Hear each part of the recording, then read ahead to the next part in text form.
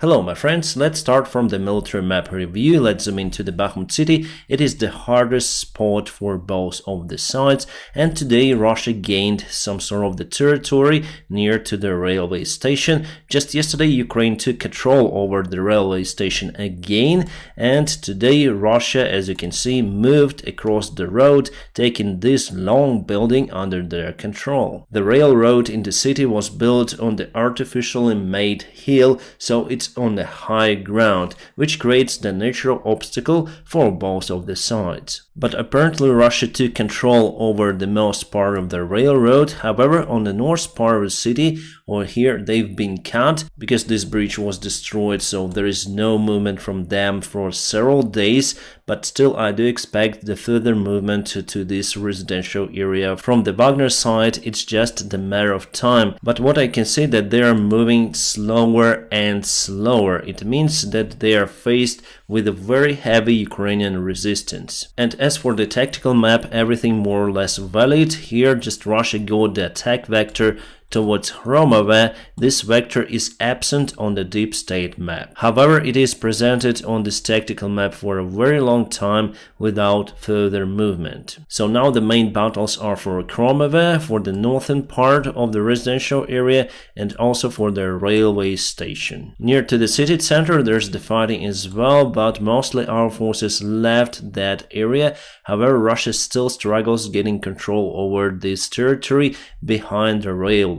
And if we go to Avdiivka, there is no change in the military map today. However, I got the information from one of the soldiers that Ukraine did the successful counterattack in that particular area. I cannot say you where it was. We were able to capture some of the Russian soldiers in this area, and just a couple of days ago we captured 40 soldiers in the Bakhmut.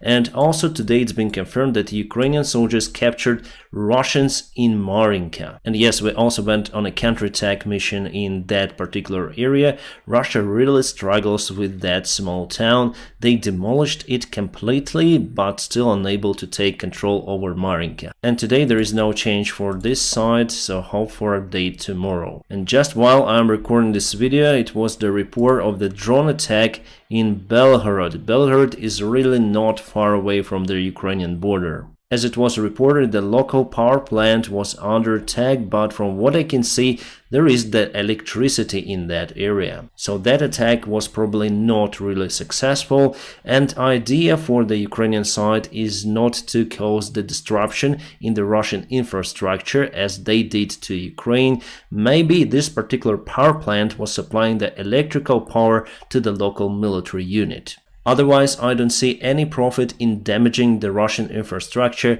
We don't have resource to shut down the energy in Russian Federation, plus they have lots of the nuclear power plants, and even Russia couldn't shut down Ukraine. Yes, we struggled with electricity before in autumn and winter time, but now there are almost no any problems, and Ukraine even sells the energy to the European Union. Today it was the Easter celebration for the Orthodox Christians, including Ukrainians and Russians.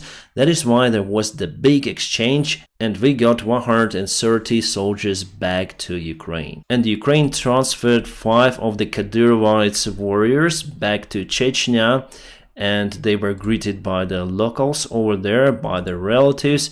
But what Kadyrov said, he said that they should go back and fight, because it is the shame for Kadyrovites warrior to be imprisoned by the enemy, and they have to pay for it with their blood. Well, maybe for Russia it's the good choice. You sometimes ask me about the losses from the Ukrainian side. Well, today the Ukrainian Defense Minister Reznikov said that Ukrainian army lost less than 50,000 soldiers. So he really hasn't said the number, less than 50,000. Well, one is less than 50,000 as well. He also somehow compared the losses with the Turkish earthquake, saying that Turkey lost more people in the earthquake than Ukraine during this war. I disagree with that comparison. You cannot compare the war casualties with natural disasters. And mainly because of the causes of the losses, in general, every military conflict might have been avoided, but not the earthquake. I agree that some of the buildings in Turkey were not built according to the standards that also increased the number of the casualties. Also, if we take into account not just military losses in Ukrainian war,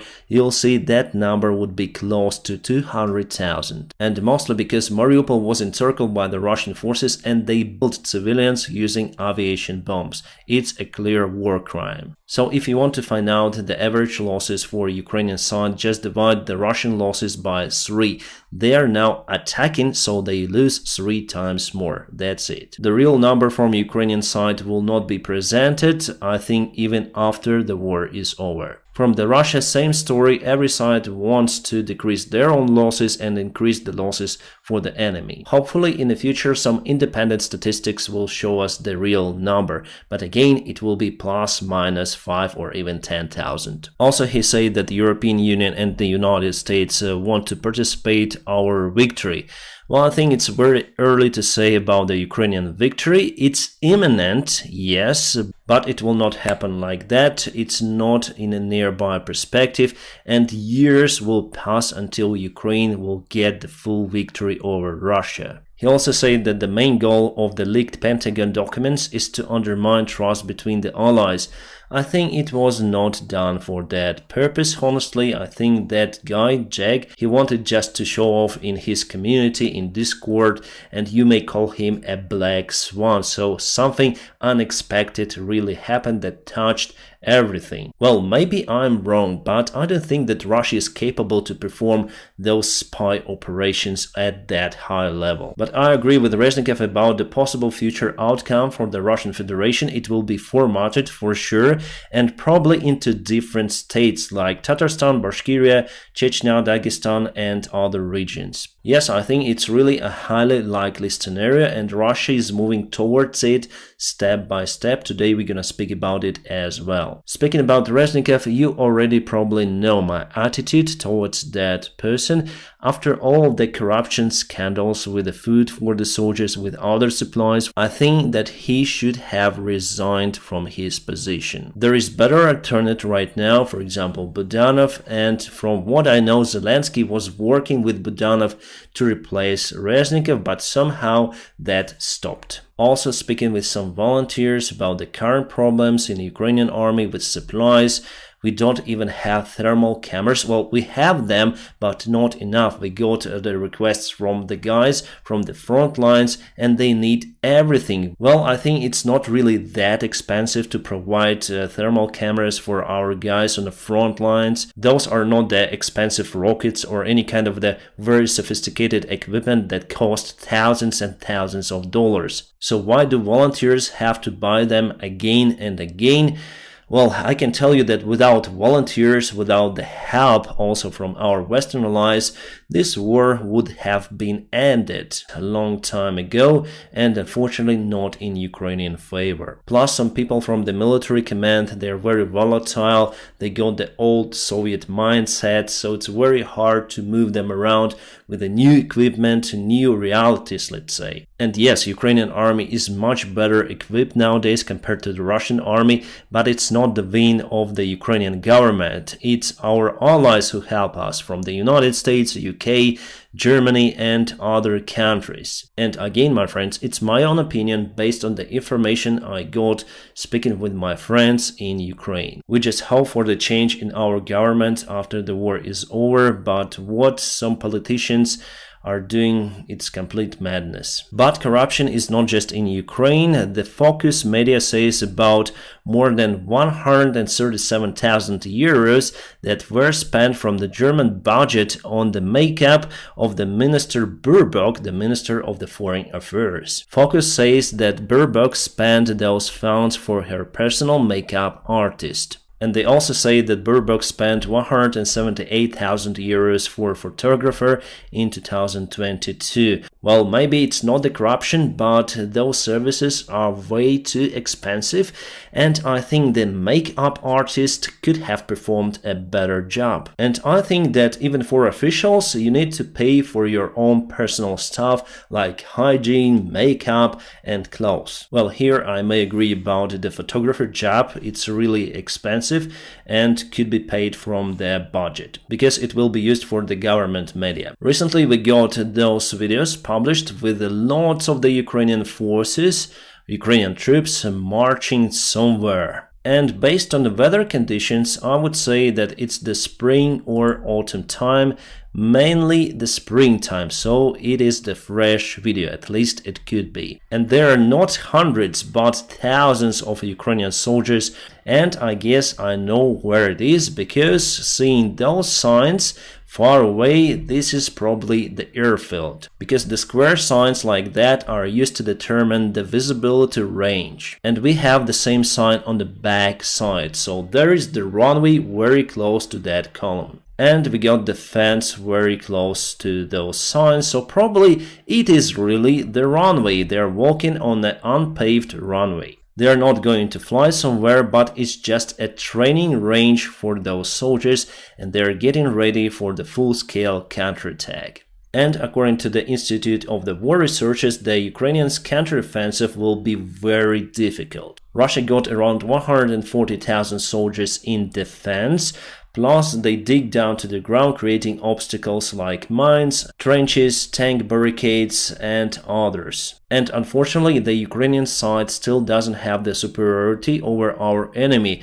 so for 140,000 defending soldiers, we should have 420,000. And still we are in lack of the information of how many soldiers the Ukrainian side prepares for the future counteroffensive. The Russian side says about 200,000 soldiers, which is kind of equilibrium in our case. Plus, Russia also has the air superiority, at least over the areas that they are controlling, and still they do not dare to go over Ukrainian controlled territories, to fly, for example, over Dnipro, Zaporizhia, but they do fly very close to the front lines, sometimes losing their airplanes. Nevertheless, I am very optimistic about the future Ukrainian counterattack. We don't know the exact date, but it will be successful. We're gonna put the Patriot systems very close to the offensive point, and we're gonna eliminate the risk from the Russian aviation. Plus, Russia doesn't have what the Ukrainian army has, and it's the spirit to fight for the land. Most of the Russian soldiers are still out of clue why they should fight in Ukraine. And I think Russian elites, Putin and his circle, they also do not know the real cause. Well, the real goal for Putin was to take control over the most part of Ukraine, including Kiev, in a few days. Quite easily, with not many losses, but that goal was a failure. And they don't have the other one. They try to make up it on the way. That is why we see the change in the aim of the special operation of the Russian forces. First it was the demilitarization, denazification, now to take the territories of Zaporizhia and Donbas, then to avoid the NATO coming closer, and then NATO comes closer to Finland. They say that they need to secure Russia, and now they say that if they fail in Ukraine, Russia will fail in that case. So strange goals, and soldiers did not understand that. On the Ukrainian side, everything is very understandable. So we believe in the armed forces of Ukraine, in our soldiers who fight for freedom. Awesome news, I might say. The Ukrainian army start to receive 120mm high explosives mines for the mortars before we start to receive 82mm and 152mm, and those mines are made in Ukrainian factories, but the production mostly moved outside Ukraine. And the problem that the production has just started in January. So my biggest accusation towards the Ukrainian government and Ukrainian defense minister, let's say Reznikov, who is responsible also for supplies, is that Ukrainian army wasn't really prepared for this full-scale war. Even after the officials from the United States and the United Kingdom told President Zelensky, told to Ukrainian officials that, guys, be ready for the war, the Putin is going to attack very soon, and they started to tell about it way before even 2022. And it seems like no one listened. And again, let's look at the map. This territory on the south, it was just presented to Russia. They went to Kherson without any fighting, they went to Melitopol without any fighting, and to Berdansk. The only city on the south that provided the resistance against the Russian occupiers was Mariupol, and Russia lost lots of their forces in that city. Yes, Mariupol was destroyed, but it was crucial to stop the further advancement of the Russian forces in other areas, like for example Zaporizhia, Dnipro, and towards the Kharkiv region. And still, we are out of the answer on the biggest question: who was responsible for that failure operation to defend the southern part of Ukraine?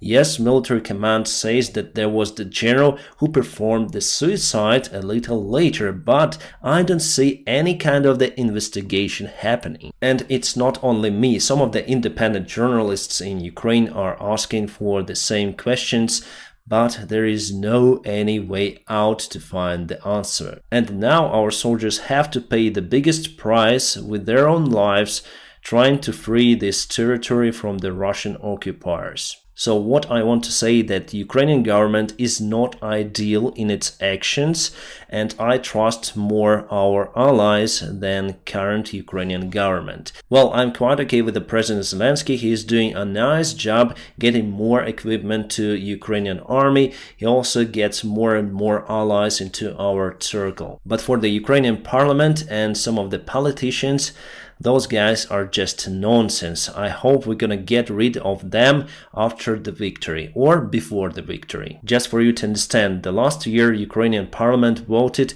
to cut down the salaries for the soldiers. Not just by a few percent, but by thousands of percent. But they increased their own salary in parliament because they say they work too hard. And now with the pressure from the people, from the military, they brought back the salary for our soldiers. It's good. But now they want to introduce the law that will not allow our military guys to go to politics. And there are lots of that stuff happening in Ukrainian parliament. Even during the wartime, there are lots of the corruption, and we need just to get rid of them. Yes, Ukraine is still much better democracy compared to the Russian Federation. Russia is simply the second North Korea, but we have way to go to reach our allies. Alright, there's some news about Poland and Hungary. They say that they ban Ukrainian grain delivery or food imports into their country.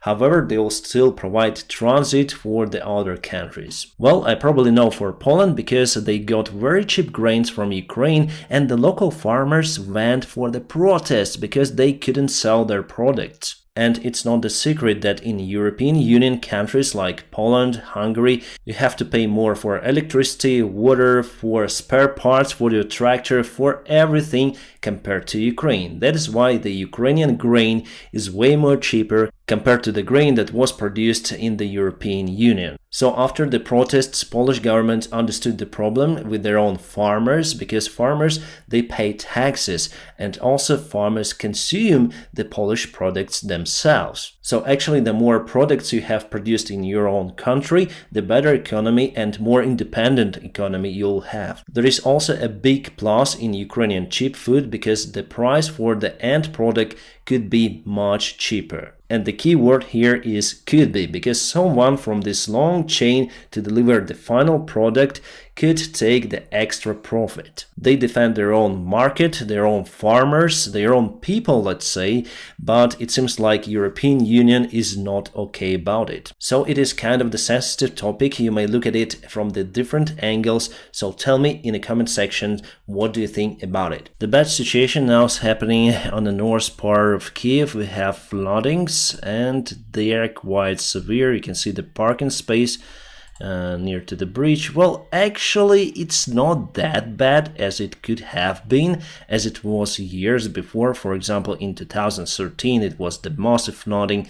But here, more or less, it's, I would say, alright, but still brought some devastation to the facilities. And it's my personal topic, the aircraft of Ukraine International Airlines that we lost on 8th of January 2020. Lots of the people lost their lives, including the crew. Iran launched 2 of the missiles, and both of those hit the Boeing 737 800. So today Iran sentenced 10 military members to prison. They gave them up to 10 years in prison from what I understood. I think that term is very low compared to what they've done. Probably I should record a separate video telling you more details about the tragedy, and now I'm not obligated to anyone. I work for myself and I can tell everything that I know. And again, it was not the international trial over this case. It is like separate Iranian court, and we don't know those military members if they were honestly guilty or not. So Iran itself is a very close country. And for me, it's hard to believe that this trial was according to the book of law. Some of the good news for Ukrainian aviation: Antonov Airlines will receive one more Antonov 124. It will not be produced in Antonov factory, but they will give the Russian Antonov 124 that was arrested in Canada after the war had started, and now Canada will pass that aircraft to Ukrainian airline, and those airplanes are very important because they are also used in delivering the supplies, the military supplies as well, for Ukrainian army. There are not many planes in the world that may carry lots of the cargo like tanks and armored vehicles. And we received lots of the units from the United States and Canada, and the only way how you can deliver those fast is using those airplanes. I don't know the news about the SkyUp crew. There are 36 Ukrainian crew members and other representatives stuck in Khartoum. I just hope that they were evacuated from this scene, and the conflict continues. So the images are coming from today. You can see lots of the armored vehicles were captured by the army units, and I think that those guys are rebels or the special forces, but still I'm not sure because special forces, they also wear military kind of uniform, or maybe it is the military, so tell me in the comment section. And we have the satellite image, quite a good quality of the part of Khartoum city, and you can see that the military headquarters are very close to the international airfield. That is why some of the airplanes, including the Ukrainian Boeing 737 of SkyUp Airlines, were severely damaged. You can see one of the airplanes on fire. It is the Ilyushin Il-76 destroyed airplane. This is the destroyed Airbus A330, the airplane that I showed you yesterday, and this is the SkyUp Airlines Boeing 737. Luckily, the other SkyUp Boeing 737, which is standing very close to the destroyed one, seems to be okay. Plus, we have destroyed turboprop aircraft. It is not being identified, and there is the other smoke in the city area. I just hope that this situation will be resolved as soon as possible. Well, for the recent week, we saw lots of the himars attacks on the Russian ammunition depots, and they lost many. Some Ukrainian group says that Ukraine is getting ready for the counterattack today. Not sure about it. Well, I got the information from the Belgorod group, which is the Russian group, that Ukraine is getting ready to attack Belgorod, Kursk, Bryansk, to exchange those cities for Crimea. And they say that this situation is scary. Well, if that happens, it's really unexpected scenario for me. But some of the power stations are already on fire in Belgorod. Maybe they were so scared that they started to post this information that Ukrainian army is getting to attack them. And Bradleys were delivered to Ukraine. This video was filmed in Ukraine, but I think that we should repaint those Bradleys. Alright, I've decided to analyze the speech or the big interview of war criminal Prygozhyn. He says about the current situation in Bakhmut that Ukraine continues to resist and sends more reinforcements, and Wagner is struggling over there. Those are the words of Prygozhyn, and what he also says that Wagner keeps Ukrainian army around Bakhmut, letting the other forces of the regular Russian army to be prepared for the possible Ukrainian counterattack. So they sacrifice their lives for it, and also he says about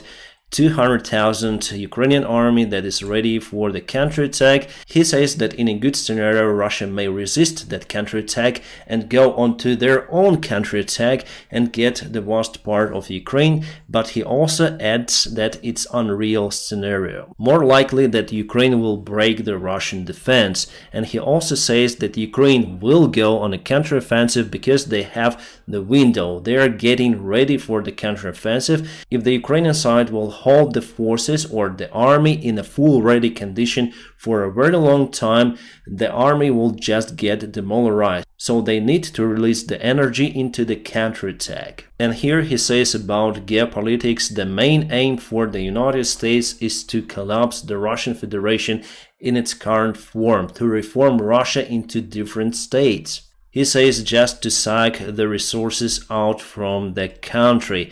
And he also says about the deep state of Russia, which has the same meaning as the deep state in United States. Probably you know about this conspiracy theory. And the deep state for Russia is the elite around Putin also that is pro-Western, that build their future for them and for their families in the Western countries, in countries of NATO. Actually, it's true.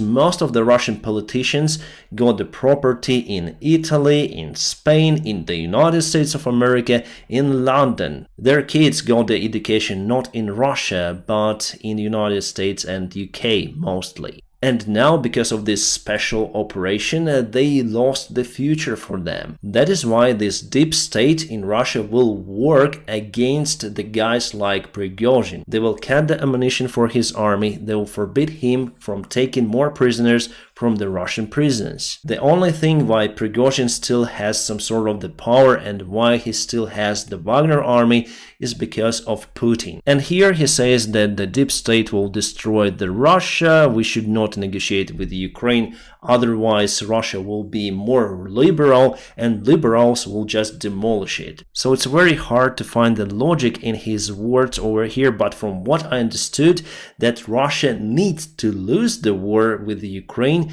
to go to the bottom and to jump from it, ruining the control of the deep state, as happened to Germany after the First World War. Yes, basically he got this comparison in his speech, and probably they want to put new Hitler in power. And also he says that Putin will stay in power, yes, obviously because he has the personal connection, but they will demolish the deep state in that case. So again, it's the clear sign of the fight between the Russian elites, and here we are also speaking about Shoigu and his regular army. They have many more resources compared to Prigozhin.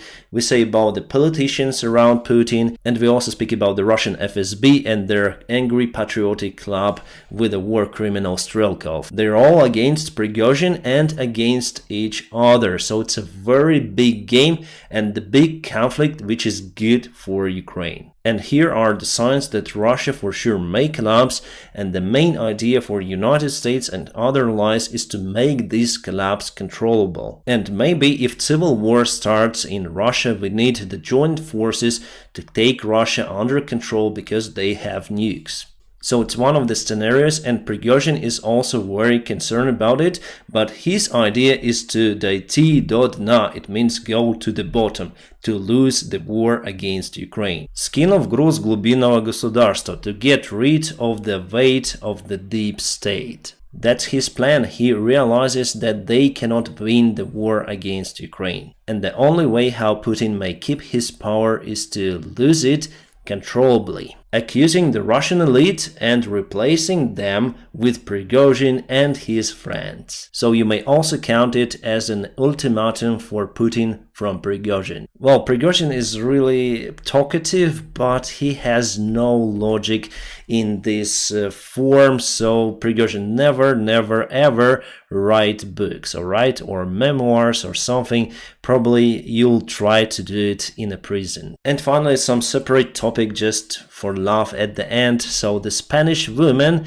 was buried to the ground in a cave for 500 days. She is a volunteer for experiment to learn the asocial behavior, so she got no clue what was happening in outside world for almost 2 years. Yeah, 500 days is less than that. So she doesn't know that the COVID pandemic has almost finished and that Russia started the war against Ukraine. sometimes I think to get down to the cave as well. My friends, now press the like to this video, and if you want to support my job, you may always find some links in the video description just below. You may also support me on Patreon or on a sponsorship on this YouTube channel. My friends, thank you so much for your help. I wish you all a peaceful sky wherever you are, and have a great time.